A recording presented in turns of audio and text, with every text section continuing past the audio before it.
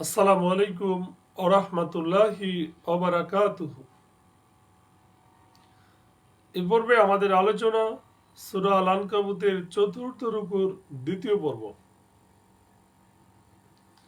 আলহামদুলিল্লাহ ওয়াসসালাতু ওয়াসসালাম আলা রাসূলিল্লাহ ওয়া আলা আলিহি ওয়া সাহবিহি আজমাইন, আম্মা বাদ। আউযু বিল্লাহি মিনাশ শাইতানির রাজীম। বিসমিল্লাহির রহমানির রহিম। রব্বিশ ইশরাহ লি সাদরি ওয়া ইয়াসসির লি আমরি ওয়াহলুল উকদাতাম মিন লিসানি ইয়াফকাহু কাওলি। আয়াত 31 এরশাদ হচ্ছে, ওয়ালাম্মা জাআত রুসুলুনা ইব্রাহিমা বিল বুশরা। আল্লাহ বলেন, আর আমার ফেরেশতারা যখন নবী ইব্রাহিমের কাছে সুসংবাদ নিয়ে এসেছিল, ক্বালু, তখন তারা বলেছিল, নিশ্চয়ই আমরা এ জনপদের অধিবাসীদেরকে ধ্বংস করব, নিশ্চয়ই এর অধিবাসীরা জালেম।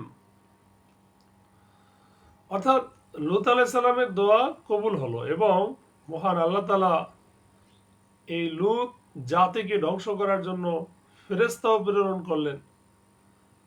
তারা প্রথমে ইব্রাহিম আলাইহিস সালামের নিকট গেলেন ও তাকে ইসহাক ও ইয়াকুব দুই সন্তানের সুসংবাদ দিলেন এবং সেই সঙ্গে এই কথাও শুনিয়ে দিলেন যে আমরা লূত আলাইহিস সালামের বস্তি ধ্বংস করতে এসেছি।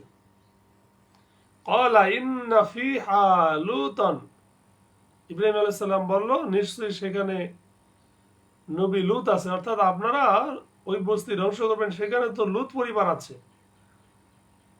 ক্বালু নাহনু আ'লামু বিমান ফিহা। ফেরেশতারা বলল, আমরা ভালো করে জানি সেখানে কারা আছে, আমরা অবশ্যই তাকে ও তার পরিবারকে রক্ষা করব, তবে তার স্ত্রী নয়, সে হবে পেছনে পড়ে থাকা লোকদের একজন, মানে ধ্বংসপ্রাপ্তদের একজন। তো এই মহিলা সম্পর্কে অর্থাৎ লূত আলাইহিস সালাম স্ত্রী সম্পর্কে বলা হয়েছে যে লূত আলাইহিস সালামের এই স্ত্রী তার প্রতি বিশ্বস্ত ছিল না, এই জন্য তার ব্যাপারে ফয়সালা করা হয় যে একজন নবীর স্ত্রী হওয়া সত্ত্বেও তার কোনো কাজে লাগবে না। যেহেতু আল্লাহর কাছে প্রত্যেক ব্যক্তির ব্যাপারে ফয়সালা হয় তার ঈমান ও চরিত্রের ভিত্তিতে, তাই নবীর স্ত্রী হওয়ায় তার কোনো লাভ হয়নি, তার পরিণাম তার স্বামীর অনুরূপ হয়নি, বরং যে জাতির ধর্ম ও চরিত্র সে গ্রহণ করে রেখেছিল তার অনুরূপ হয়েছিল। সে তার কওমের কুফরিতে অর্থাৎ কুফরিকে সমর্থন করেছিল এবং তাদের সীমালঙ্ঘনকে সহযোগিতা করে যাচ্ছিল।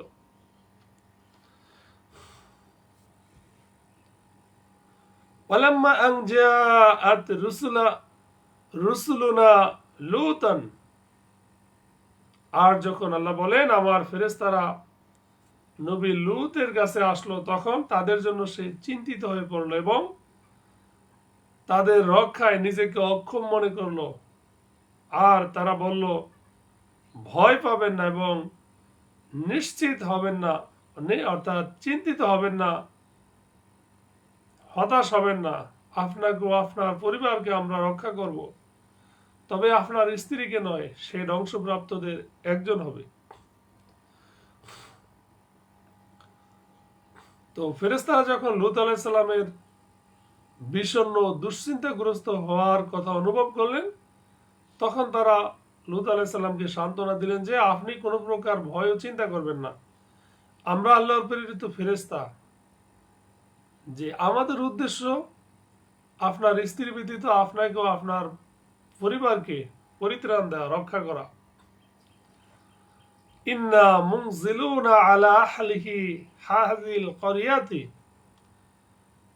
নিশ্চয়ই আমরা এই জনপদবাসীর উপর আসমান থেকে শাস্তি নাজিল করব, কারণ তারা পাপাচার করত, পাপাচারে লিপ্ত।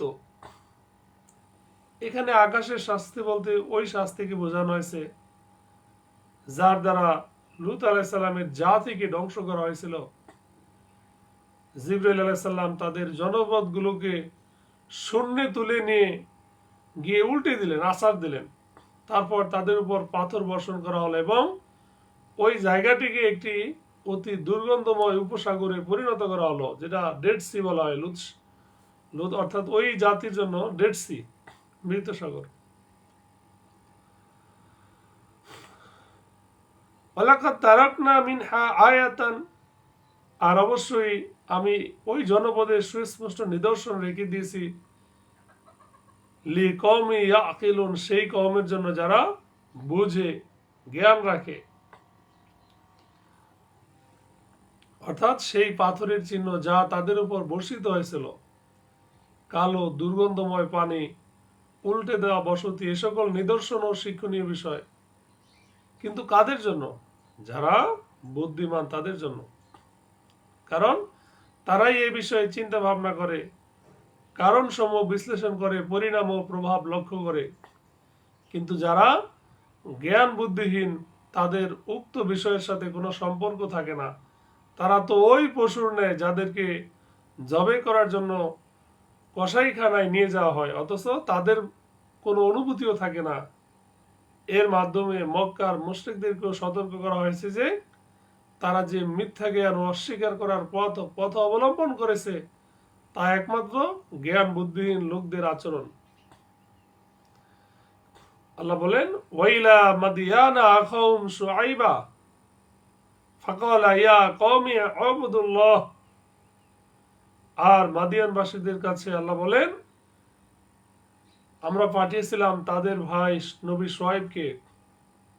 অতঃপর শুআইব আলাইহিস সালাম বলল, হে আমার কওম, তোমরা আল্লাহর ইবাদত করো, শেষ দিবসের আশা করে এবং জমিনে ফাসাদ সৃষ্টি করে বেরিও না।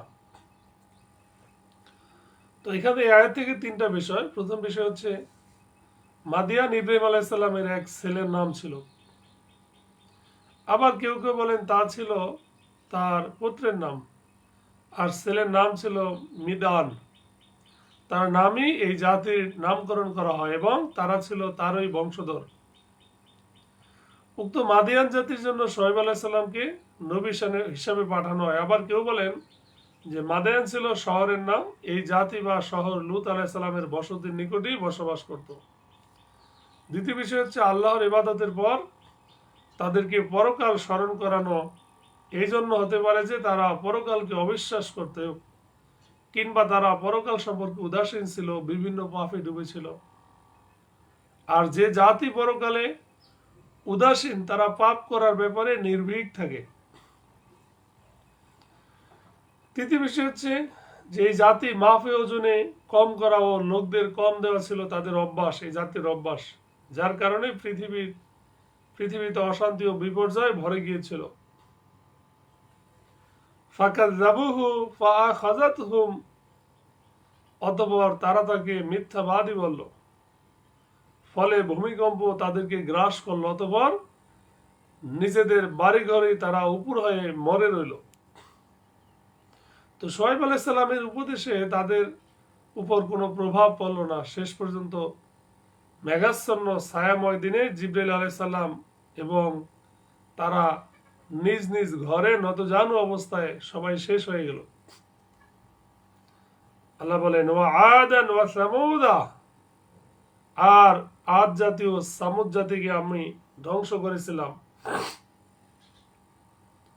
তাদের আবাসভূমির কিছু তোমাদের জন্য উন্মোচিত হয়েছে, আর শয়তান তাদের চোখে তাদের কাজকে সুসজ্জিত করে তাদেরকে সৎপথ থেকে বিরত রাখিছিল, যদিও তারা ছিল তীক্ষ্ণ দৃষ্টির অধিকারী। অর্থাৎ আদ জাতির বসতি আহকাফ মানে ইয়ামানের হাজরা মাউতের নিকটে অবস্থিত ছিল। আর সামুদ জাতির বসতি হিজর, অর্থাৎ আজকাল যাকে মাদিয়ানে সালে বলা হয়, যা হিজাজের অর্থাৎ মদিনার উত্তরে অবস্থিত। উক্ত এলাকার উপর দিয়ে আরবের বাণিজ্য কাফেলা যাতায়াত করত। সেজন্য ওই সকল বসতি তাদের অজানা ছিল না, বরং তাদের নিকট পরিচিত ছিল। দ্বিতীয় বিষয় হচ্ছে এই জাতিগুলো ছিল জ্ঞানী ও চালাক চতুর, কিন্তু দিন ও ধর্মের ব্যাপারে তারা নিজেদের জ্ঞান কাজে লাগায়নি। সেজন্য তাদের জ্ঞান গরিমা তাদের কোনো কাজে আসেনি। এরপর আল্লাহ বলেন وقارون وفرعون وحامان ولقد جاءهم موسى, আর কারুন, ফেরাউন ও হামানকে আমি ধ্বংস করেছি এবং অবশ্যই তাদের কাছে নবী মুসা গিয়েছিল সুস্পষ্ট প্রমাণাদি সহ।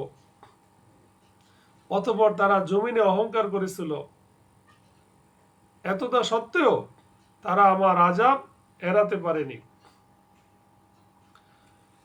প্রথম বিষয় হচ্ছে যে প্রমাণ ও মুজিজার কোনো প্রভাব তাদের উপর হলো না, আর তারা অহংকারের পথ পরিহার করলো না, ঈমান ও তাকওয়ার রাস্তা হতে মুখ ফিরিয়ে রইল।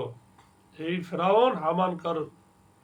সেকেন্ড বিষয় হচ্ছে যে আল্লাহ বলেন আমার পাকড়াও হতে বাঁচতে তারা সক্ষম হয়নি, বরং তারা আমার আযাবে পতিত হয়েছে। তারা কুফরিতে অগ্রগামী ছিল না, বরং এর পূর্বে অনেক জাতি এমন যে পৃথিবীতে এসেছিল তারা যারা অনুরূপ কুফরি রাস্তা অবলম্বন করেছিল। আল্লাহ বলেন অতঃপর এদের প্রত্যেককে নিজ নিজ পাপের কারণে আমি পাকড়াও করেছিলাম। তাদের কারো উপর পাথর কুচির ঝড় পাঠিয়েছি, কাউকে পাকড়াও করেছি বিকট আওয়াজ দিয়ে, কাউকে আবার মাটিতে দাবিয়ে দিয়েছি, আর কাউকে পানিতে ডুবিয়ে দিয়েছি। আল্লাহ তাআলা এমন নন যে তাদের উপর জুলুম করবেন, বরং তারা নিজেরাই নিজেদের উপর জুলুম করত। তো এখান থেকে কয়েকটি বিষয়, মূলত প্রথম বিষয় হচ্ছে এদেরকে এদের পাপের জন্য আল্লাহ ধ্বংস করেছেন। দ্বিতীয় বিষয় হচ্ছে যে আদ জাতি যাদের উপর কঠিন ঝড় আযাব রূপে এসেছিল, এই ঝড় মাটি হতে কাকর উড়িয়ে তাদের উপর বর্ষণ করেছিল এবং তার বেগ ও গতি ছিল এত বেশি যে তাদেরকে আকাশের উপর উড়িয়ে নিয়ে মাটিতে আশ্রয় মেরেছিল, আশ্রাইতে মেরেছিল, যার ফলে তাদের মাথা ও শরীর আলাদা হয়ে গিয়েছিল। তাদেরকে দেখে মনে হয়েছিল যেন সার শূন্য খেজুরের কাণ্ড। তৃতীয় বিষয় হচ্ছে এরা ছিল সালেহ আলাইহিস সালামের জাতি, অর্থাৎ সামুদ জাতি। তাদেরকে তাদের কথা মতো পাহাড়ের এক পাথর থেকে একটি উটনি বের করে দেখানো হয়, কিন্তু এই অনাচারের দল ঈমান আনার পরিবর্তে উটনিকেই মেরে ফেলল, যার 3 দিন পর তাদের উপর এক কঠিন বিকট শব্দের আযাব আসে, যা তাদের বুক চিরে কলিজা বেরিয়ে যায়। চতুর্থ বিষয় হচ্ছে যে কারুন, যাকে ধন সম্পদের ভান্ডার দেওয়া হয়েছিল, কিন্তু সে এই গর্বের শিকার হয় যে এই ধন দৌলত এই কথার প্রমাণ দেয় যে সে আল্লাহর নিকট সম্মানিত প্রিয় পাত্র। সে বলল যে আমার মুসার কথা শোনার কি প্রয়োজন। অতঃপর তাকে তার ধন সম্পদ ও প্রাসাদ সহ মাটিতে ধসিয়ে দেওয়া হয়েছিল। পঞ্চম বিষয় যে ফেরাউন মিশর রাজ্যের অধিপতি, কিন্তু সীমালঙ্ঘন করে সে নিজে রব হওয়ার কথা দাবি করে বসে।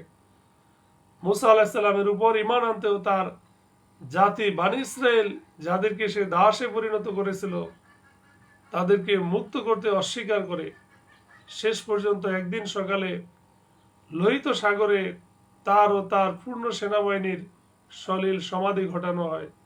ষষ্ঠ বিষয় যে আল্লাহর কাজ কারো উপর অত্যাচার করা নয়, এজন্য পূর্বের যে সকল জাতির উপর আযাব এসেছিল কেবলমাত্র এই জন্যই তাদেরকে ধ্বংস করা হয়েছে যে তারা কুফর ও শিরিক, মিথ্যা জ্ঞান ও পাপাচার করে নিজেরা নিজেদের উপরই অত্যাচার করেছিল।